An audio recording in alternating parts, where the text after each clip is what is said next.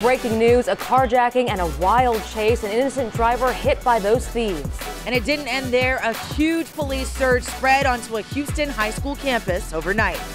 Hundreds of Southwest flights canceled or delayed. But it's not because of the weather. The maintenance emergency creating problems coast to coast. We're starting off with a wet commute, but boy, things are going to change later today. Your hour-by-hour forecast. Could tunnels fix Houston's flooding problems? I'll explain how they would work and how much the project will cost. This year's flu vaccine is being called a success. And we'll break down why it's so effective, especially for your kids. Live from the KHOU 11 studios, HTown Rush starts right now. And first at 6 this morning, how do we solve Houston's flooding problems? Are tunnels the answer to that? Harris County is considering the idea. This morning, we want your take. What is the key to solving that problem? Is it tunnels? Is it zoning changes, or maybe more reservoirs? Head to our website or use our mobile app to vote in our live survey right now. Most of you saying you want to see zoning changes to help fix that problem. And Brandy will fill us in on the details of this proposal in a few minutes. But first, let's get over to Cheetah right now to kick off our rush block on this Wednesday. Good morning to you on this Wednesday. So we're starting off this morning under overcast skies, kind of dreary conditions out the door. But what a change do we have in store today? So these clouds are going to continue to break from about 7 to noon today. Temperatures build for your lunchtime hour to 61. And then this afternoon, you're checking in mid to upper 60s. Lots of that sunshine. We'll talk about your pollen count and then when rain returns coming up in about 6 minutes. Good morning, Steph. Hey, Cheetah. Thank you. Good morning. So I want to get you updated on 2 accidents we had in effect about 5 minutes ago. They have both cleared, and I want to show you one on the camera right here. This is the southbound side of the East Tex Freeway. As you move towards the North Loop, we had 2 cars in the right lane. You can see 1 car left on scene, but it's not in the main lanes any longer. And that tight ball of traffic we had just a few minutes ago starting to loosen up a bit, so you no longer need to take that frontage road. And good news downtown as well. If you're traveling westbound on the Katy Freeway towards I-45, this crash has also been moved off the freeway. All lanes are open. The backup hasn't gotten any worse in the last 5 minutes, but it's still pretty slow there. Russ and Lisa. Steph, thank you. Breaking overnight, carjackers leading police on a wild chase and then crashing into an innocent driver. And this morning, those suspects are on the run. Our Janelle Ford joins us live at Springwoods High School with the latest on that overnight search. Janelle? Well, Russ and Lisa, that search here is over, but police haven't been able to find those suspects. HPD says that at this point, they're going to have to rely on evidence processed from that stolen car to pinpoint the man that they're looking for. Take a look. You can see things much quieter this morning. That chase ended at this intersection. Then those men hopped out, ran across the street and onto the high school campus. For hours, HPD, Precinct 5 constables, and Spring Branch ISD police set up a perimeter around the school. After all, today is a school day and they needed to make sure students won't be in harm's way. They brought out the K9 units, but around 3 they called off that search even though they hadn't caught those suspects. Here's how it got to this point. The initial call came in around 11 last night. A man said a group of 4 men took his cell phone, his wallet, and then carjacked him. Shortly after, cops spotted that car, and that's where the chase picked up. When they crashed into that intersection, they hit another car and hurt an innocent driver. You can see him here being loaded up into the ambulance. Police say he has a few minor injuries. Now, HPD says they've turned over this investigation to their investigators, and they say right now they're confident there's no longer a threat here at the school. Sending it back to you guys in the studio. Well, that is good news, Janelle. Thank you. Also breaking overnight, a car crashing into a power pole, cutting power to a few homes in Montrose. This happened on Westheimer at WA at about 2:30 this morning. Centerpoint crews, they're working right now to get the lights back on. Your Rush Block continues with the day's other big stories. Today, Houston's mayor and police chief will update the public on the botched drug raid that could put an end to no-knock warrants. Mayor Sylvester Turner is promising transparency and accountability in the investigation. He'll hold a press conference today to talk about the no-knock warrant that led to the deadly shooting on Harding Street. Another family says a similar warrant killed their loved one. A Houston family claims undercover officers barged in and shot to death a grandpa sick with bronchitis. It happened 6 years ago in Northeast Houston. The family says they never got an apology or explanation from the department until Chief Acevedo on Monday night apologized for their loss and asked for patience as his department looks at policy changes. A Cyprus softball coach accused of assaulting a grandmother at a game. Go ahead. There you go. Do you not? Donna Edwards says she recorded a video of the coach's son cursing. Then she says Coach James Schmidt lunged at her trying to take her phone. Police are now looking for Schmidt for misdemeanor assault.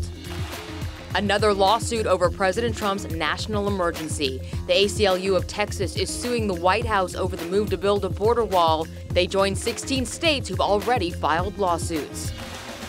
Southwest Airlines blaming the mechanics union for canceled flights. The airline apologized last night after days of cancellations due to maintenance issues. The mechanics union says safety is their top priority. And that is your Rush Block. Today's big headlines from here in Houston and around the world. Let us know what's happening in your neighborhood. Just tweet us with the hashtag HTown Rush. Time right now is 6:05, and it seems everyone has an opinion on how to best rid Houston of its notorious flooding. And Harris County is now talking tunnels as a way to stop at least some of it. Brandy's here to explain the idea and also share your take. Brandy? Well, guys, this is what the Harris County Flood Control District wants to study, moving water out of inundated bayous in one or more flood-prone areas into these tunnels. So they would be at least 20 feet wide. They'd be 100 to 200 feet underground, and they drain into the Houston Ship Channel. Austin, San Antonio, and Dallas are working on similar projects, but they do not come cheap. We're talking anywhere from $40 million to $163 million per mile. That's going to be the challenge of the feasibility study, to see do we have the right topography, the right soils, is there going to be a large environmental impact for doing these types of projects. So we're still in the investigation phase. A federal grant will pay for most of the 4-month study, and bond money would cover the rest. And in our live survey this morning, we want to know, what do you think is the key to solving Houston's flooding problems? Is it tunnels? Zoning changes, maybe more reservoirs? You can weigh in on khou.com/vote-now or by using our mobile app. Some of you have already let us know what you think. Raymond points out that when Houston has flooding conditions, it's usually linked to tropical storms or hurricanes. He thinks that storm surge could fill up the tunnels. And it doesn't matter what any of us think, according to John. He just wants to see the design. Krista, though, she has another suggestion. She thinks we should stop putting concrete on every inch of land where water can absorb into. Now, there is a kind of pavement, concrete, that is permeable. So water can be absorbed through it and go into the ground below, which would probably help because Houston has so much concrete pavement, freeways everywhere. But the Houston soil doesn't really do a good job of soaking in the water, too. I would wonder about the tunnel. It's going to be gravity, right? So are we high enough to have a drop all the way to the ship channel so the water would flow that way? I mean...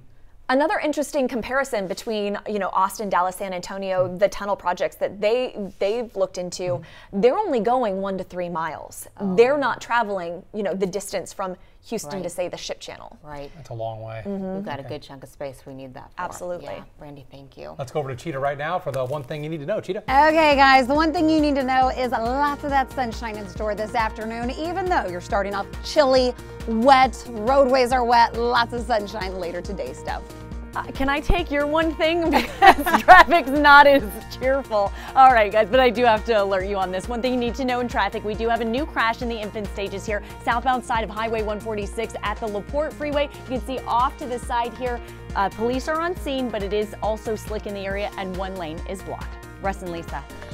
Thanks, Steph. Experts say this year's flu season is turning out to be more mild than last year's. Yeah, the CDC says the vaccine is really helping. Our Reka Motoraj explains why.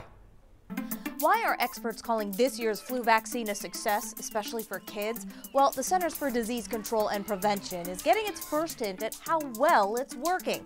How do they do that? By looking at how many people are so sick with the flu they had to go to a doctor or hospital. The latest numbers show people who got the flu shot cut their risk of serious symptoms nearly in half. And for kids, it was even better. Among children 6 months to 17 years old, the vaccine was 61% effective. And considering how deadly the flu can be for kids, that is great news. Last year, the flu shot was only effective a quarter of the time, and it ended up being one of the worst and deadliest flu seasons in recent memory. And as the flu season kicks into high gear in Texas, remember, it is not too late to get that flu shot. With the Y, I'm Reka Motoraj for HTown Rush. Thank you, Reka. It is 9 minutes after 6 right now. The teenager in this viral video, seen staring down a Native American veteran, is now suing the Washington Post. We're going to see what he's accusing the newspaper of doing. Is a big change coming to air travel? Will you now need a passport to fly to another state? We're talking domestic travel. You asked, and this morning our Verify team has the answer. What do you get when you combine Memphis with H-Town? Corky's Barbecue. In this morning's HTown 60, we stopped by the Memphis-style barbecue chain here in Katy. Get ready to be hungry.